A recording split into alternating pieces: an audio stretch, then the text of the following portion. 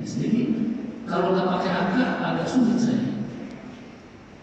Sehingga kita sedang, kita kemukakan satu forum, kemudian ada kolaborasi yang kita lakukan masing-masing. Saya cuma buat masalah depan kita.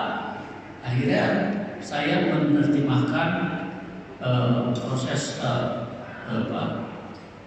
pengukuran klasifikasi desa wisata itu menjadi berkembang. Walaupun belum sempurna, tapi kita kontinuasi dalam proses.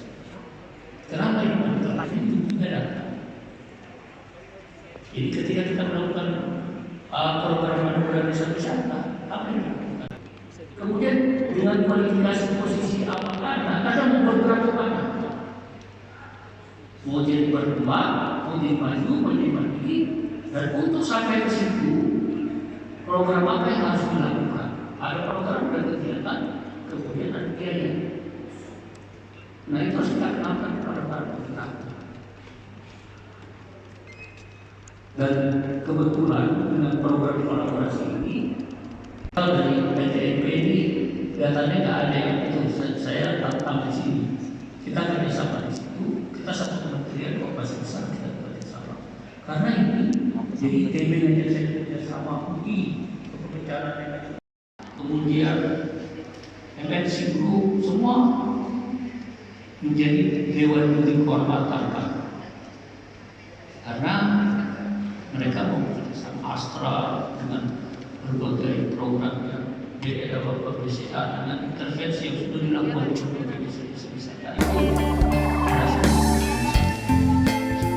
Jadi gerakan ini kita bersama dengan komponen salah satu dari kita bersama dengan Trans TV, Pak Sandi Deska sebagai dewan kehormatan dan juga komisaris utama. Kemudian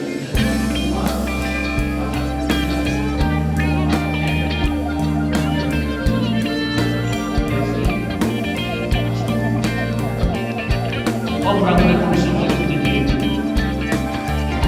dengan istilah-istilah yang digunakan kemudian kita tidak mulai dari awal kita menggunakan PKLX itu kita elaborasi sangat sederhana. Kemudian standar yang kita gunakan adalah standar standar yang dikeluarkan oleh GSTC yang dikeluarkan Sustainable Tourism. Mau kemana kita arahkan ini Bapak dan kita punya tool sertifikasi desa